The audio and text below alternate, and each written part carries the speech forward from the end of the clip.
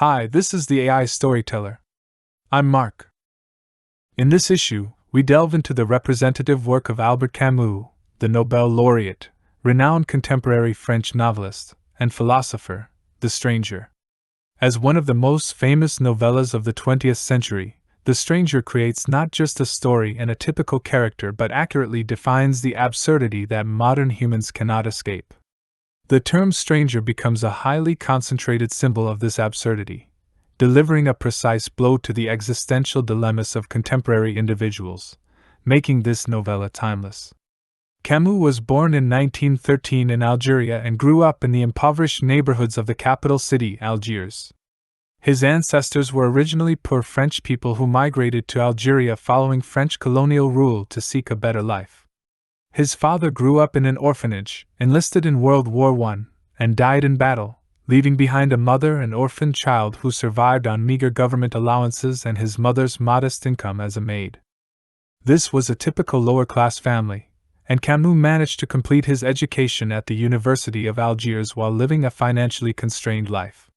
Throughout his life, he never truly felt a sense of belonging to the affluent or cultured classes.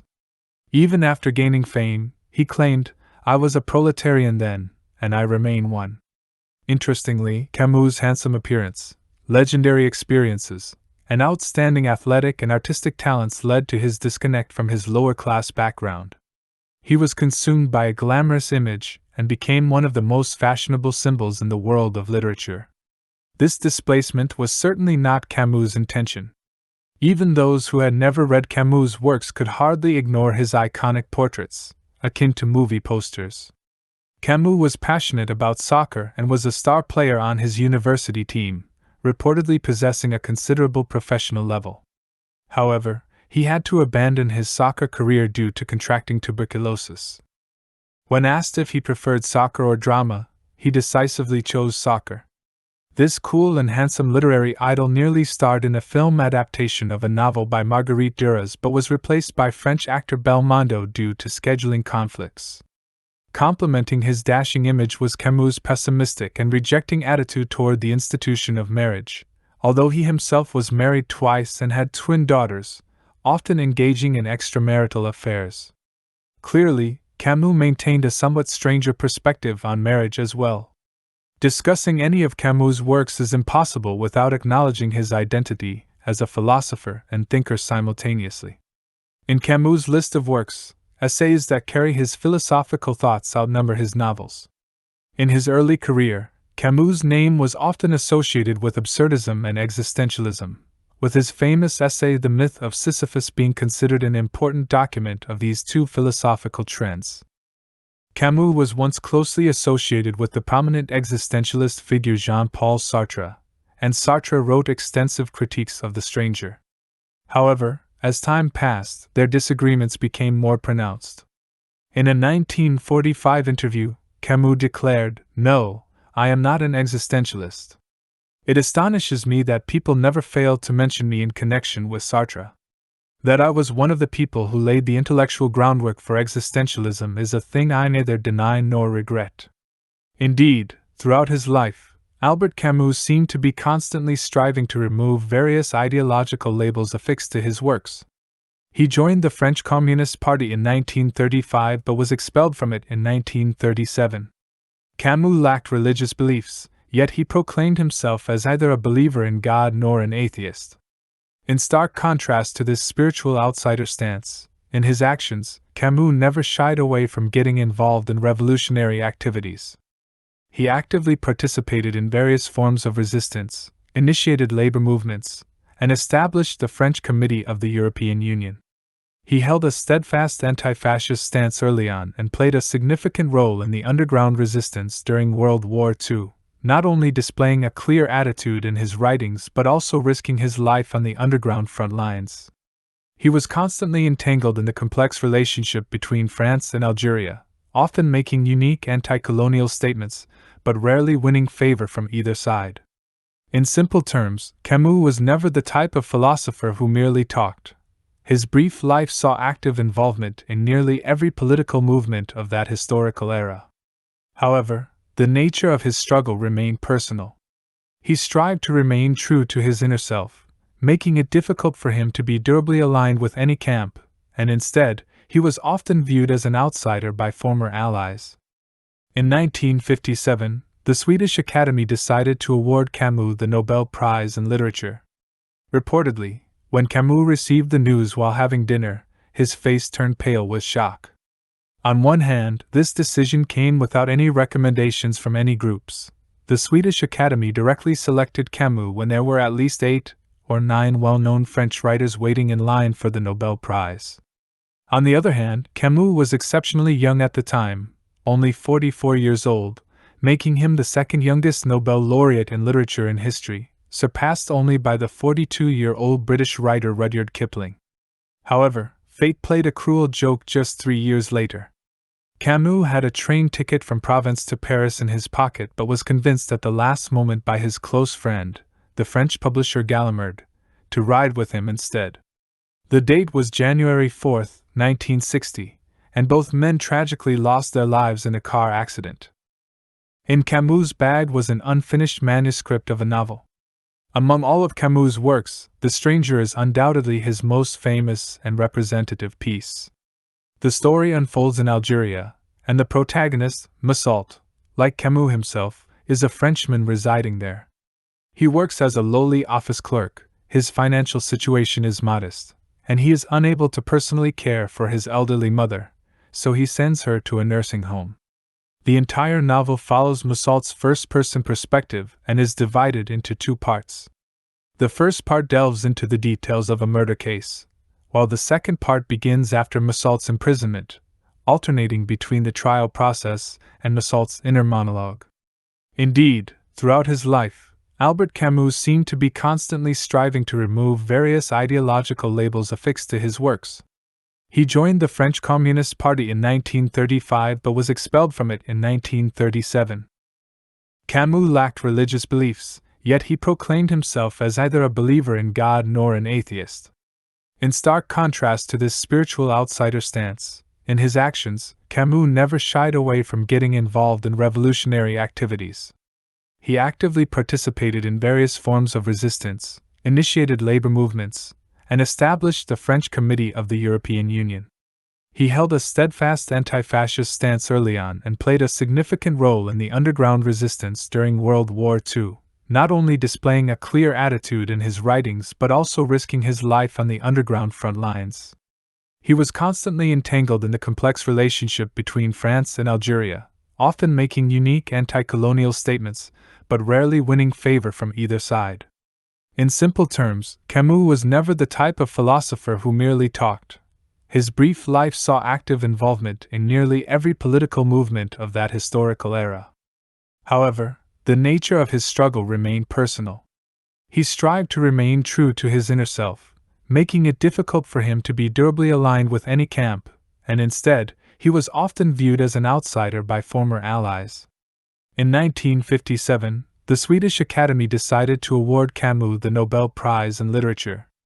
Reportedly, when Camus received the news while having dinner, his face turned pale with shock. On one hand, this decision came without any recommendations from any groups. The Swedish Academy directly selected Camus when there were at least 8 or 9 well-known French writers waiting in line for the Nobel Prize. On the other hand, Camus was exceptionally young at the time, only 44 years old, making him the second youngest Nobel laureate in literature in history, surpassed only by the 42-year-old British writer Rudyard Kipling. However, fate played a cruel joke just 3 years later. Camus had a train ticket from Provence to Paris in his pocket but was convinced at the last moment by his close friend, the French publisher Gallimard, to ride with him instead. The date was January 4, 1960, and both men tragically lost their lives in a car accident. In Camus' bag was an unfinished manuscript of a novel. Among all of Camus' works, The Stranger is undoubtedly his most famous and representative piece. The story unfolds in Algeria, and the protagonist, Massault, like Camus himself, is a Frenchman residing there. He works as a lowly office clerk, his financial situation is modest, and he is unable to personally care for his elderly mother, so he sends her to a nursing home. The entire novel follows Massault's first-person perspective and is divided into two parts. The first part delves into the details of a murder case, while the second part begins after Massault's imprisonment, alternating between the trial process and Massault's inner monologue. Opening the book The Stranger, Massault's unique character surprises readers right from the first sentence. He says, "Mother died today. Or maybe yesterday, I can't be sure." Because of the concise condolences received from the nursing home, he can't determine whether the death occurred today or yesterday. This calm, matter-of-fact tone is uncommon. When we expect Massault to express grief, reflection, or sentimentality, he proceeds methodically to request time off from work. His boss reluctantly grants it, and he nonchalantly remarks, "It wasn't my fault." He astutely predicts that the day after tomorrow, when he returns to work in morning attire, his boss will offer condolences, as if the matter will only be settled after the burial. This systematic approach to mourning pervades Massault's surroundings, yet his reactions always defy expectations. In subsequent events in the novel, Massault occasionally thinks about his mother, but during the mandatory period of mourning, he refuses to face her body and declines to provide an explanation. He does not shed tears at the funeral, but during the wake, he senses that the people present are not genuinely concerned about the deceased lying among them, a meaningless silence that troubles him. Evidently, those around him also notice his apparent indifference, and Massault is sensitive to this.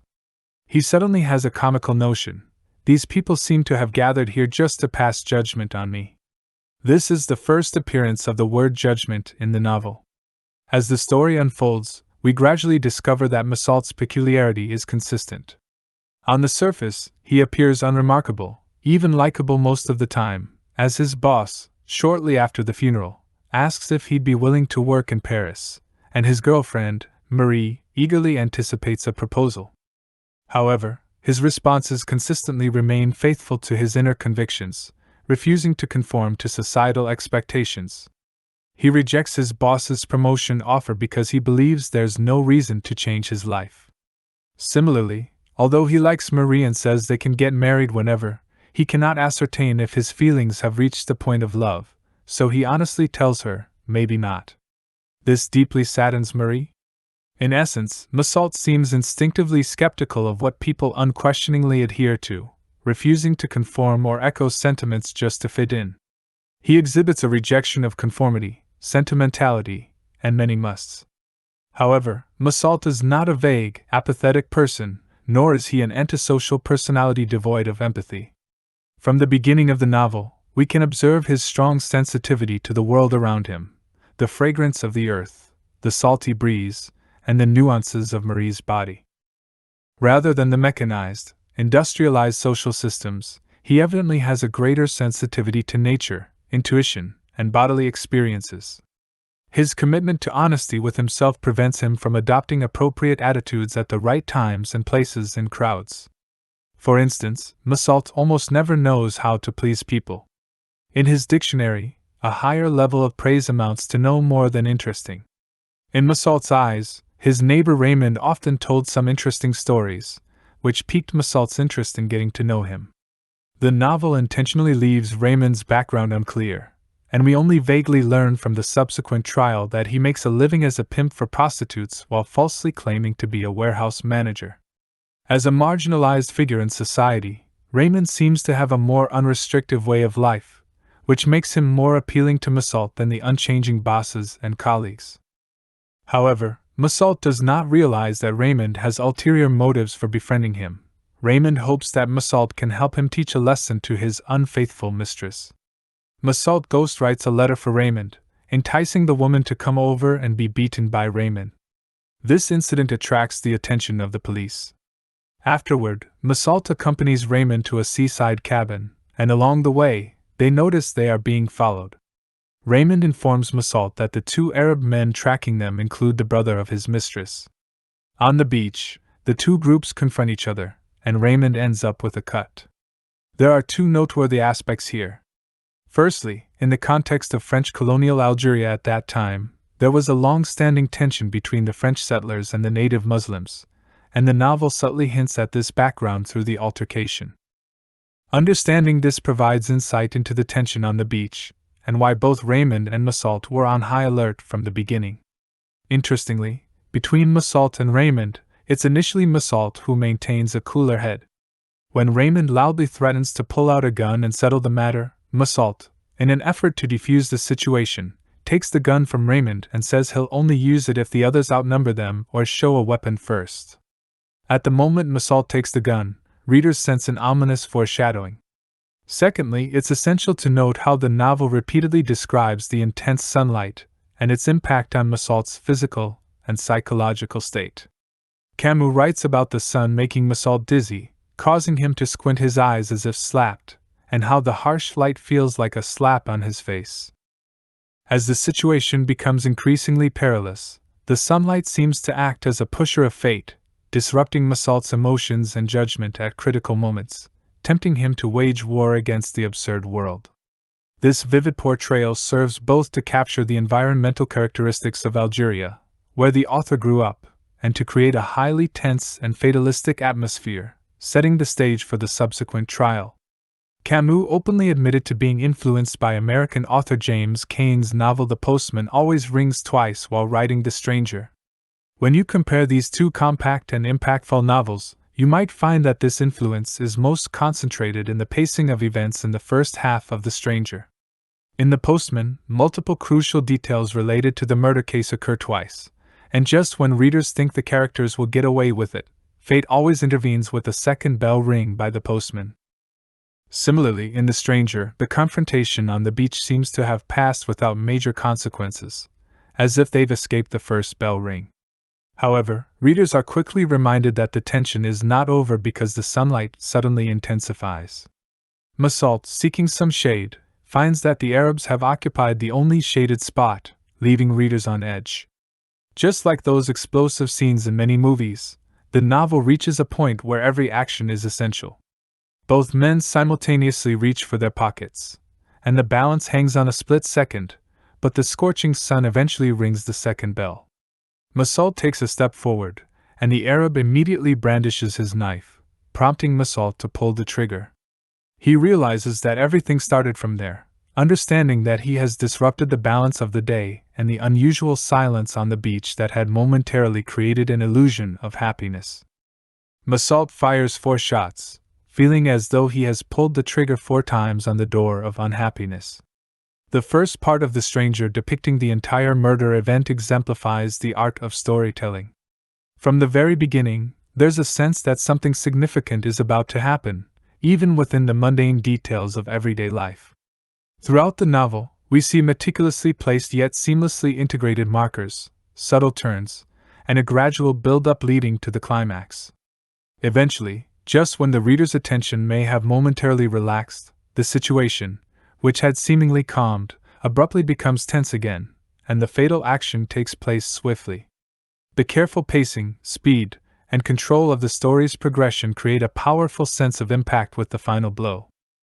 However, the most significant difference between The Stranger and The Postman always rings twice is that in The Postman, the story ends abruptly after the murderer is apprehended and faces justice.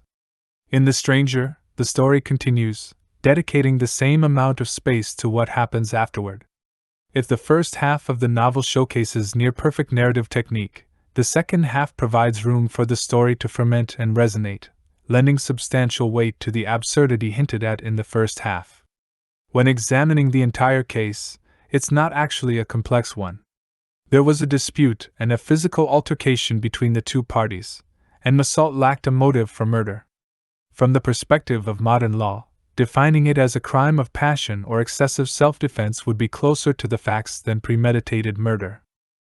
However, as we discussed earlier, Massault is a nonconformist, and his unwavering honesty toward himself makes him constantly out of place, even unwilling to compromise for self-preservation, even at a life-or-death moment.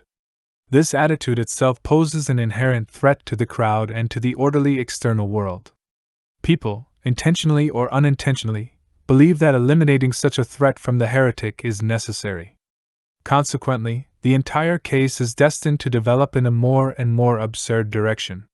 Massault's financial situation couldn't afford a lawyer, so he accepted the court-appointed attorney. From this lawyer to the examining magistrate, to the prosecutor during the public trial, and the jurors, they were not interested in the details of the case.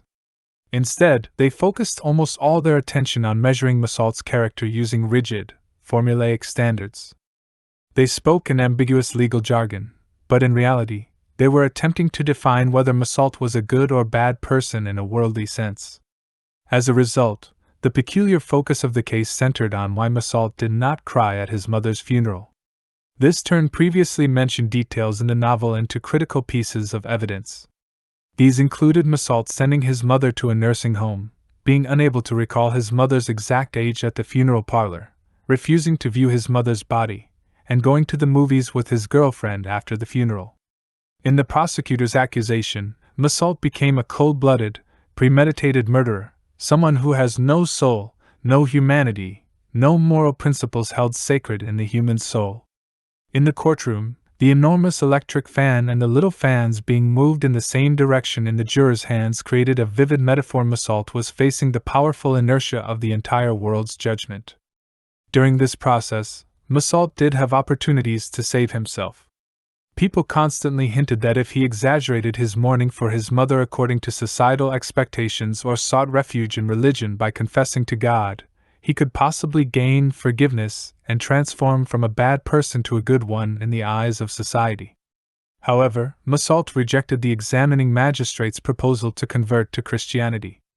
When the lawyer asked him about his feelings toward his mother, he replied, "I can say with absolute certainty that I didn't wish Maman dead." But the lawyer was not pleased and said, "That's not enough." We can see that the entire external world had a highly conforming and uniform answer to the question of what is enough. Even the lawyer's defense was filled with stereotypical rhetoric resembling that of the prosecution. The lawyer focused on scrutinizing Massault's soul, portraying him as a conventional, law-abiding clerk, a decent man. In the eyes of the public, a tightly woven and absurd chain of evidence had been constructed. For the jury, it was easy to render a judgment that was already the consensus of public opinion, thus using this case to edify societal norms and maintain the existing public order, rather than getting entangled in the complexities of ethnic conflicts. Consequently, the outcome was foreseeable. Massault was sentenced to death. From a legal perspective, The Stranger, along with its detailed and realistic portrayal of the trial process, can be considered a classic case study in exposing the paradoxes and flaws of the modern judicial system. We can observe how concepts were gradually substituted and the truth became increasingly blurred throughout the trial. In the preface to the 1955 American edition of The Stranger, Albert Camus advanced the profound meaning of the novel further. He said, "In our society, any man who does not weep at his mother's funeral runs the risk of being sentenced to death. I only meant that the hero of my book is condemned because he does not play the game. In this respect, he is foreign to the society in which he lives. He wanders, on the fringe, in the suburbs of private, solitary, sensual life. And this is why some readers have been tempted to look upon him as a piece of social wreckage." A much more accurate idea of the character, or, at least one much closer to the author's intentions, will emerge if one asks just how Massault doesn't play the game.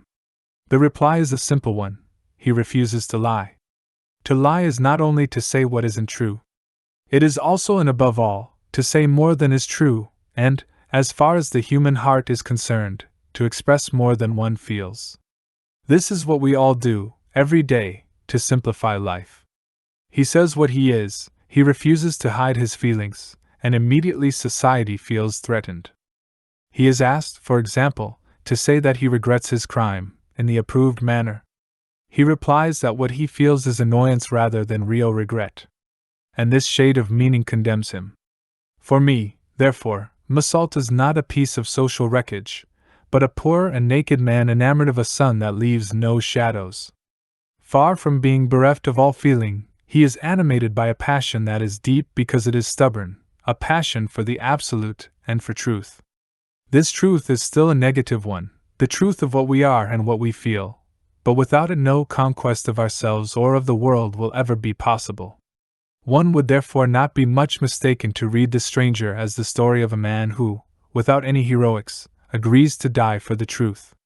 I also happen to say, again paradoxically, that I had tried to draw in my character the only Christ we deserve.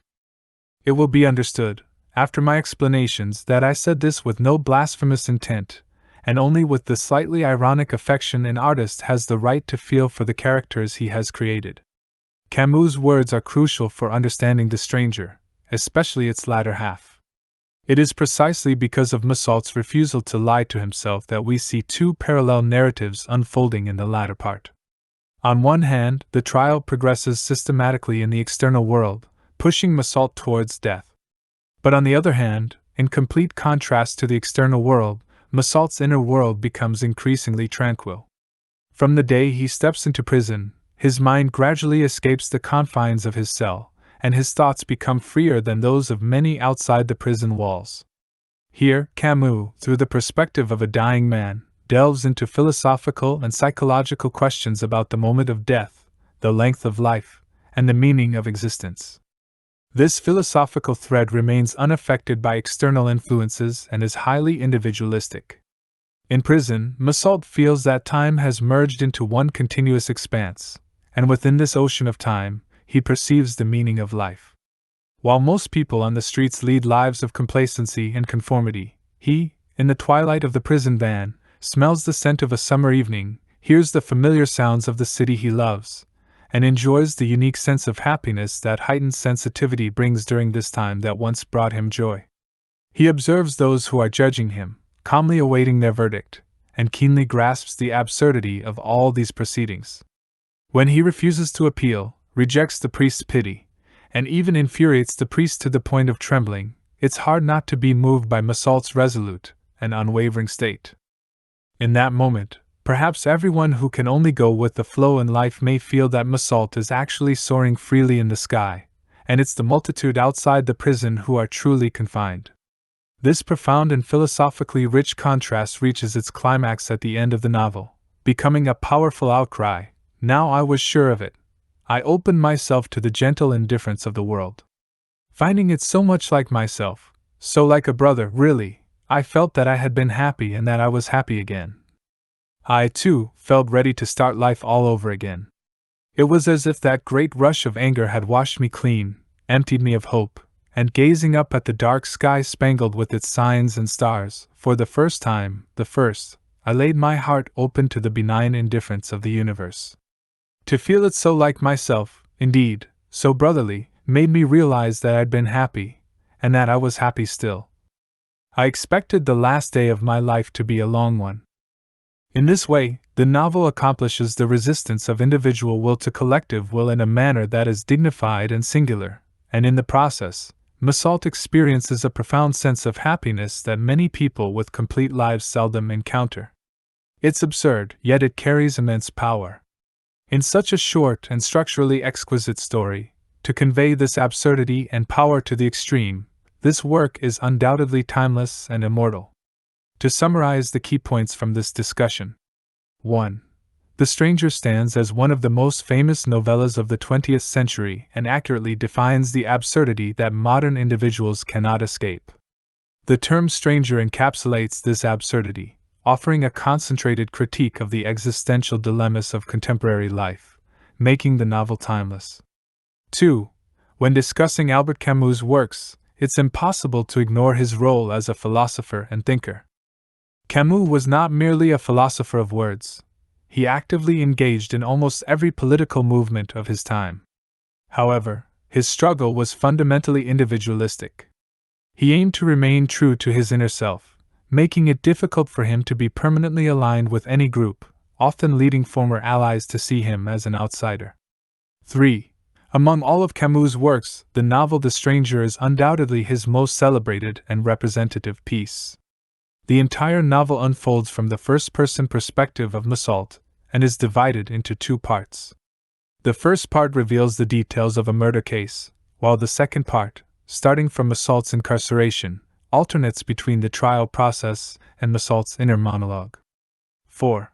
From a legal perspective, The Stranger, along with its detailed and realistic portrayal of the trial process, can be considered a classic case study in exposing the paradoxes and flaws of the modern judicial system. We can observe how concepts were gradually substituted and the truth became increasingly blurred throughout the trial. 5. From the day he steps into prison, Massault's mind gradually escapes the confines of his cell, and his thoughts become freer than those of many outside the prison walls. Here, Camus, through the perspective of a dying man, delves into philosophical and psychological questions about the moment of death, the length of life, and the meaning of existence. This philosophical thread remains unaffected by external influences and is highly individualistic. Well, that concludes the content for this episode. If you enjoyed my video, please click like, subscribe to my channel, and share it with your friends. Thank you.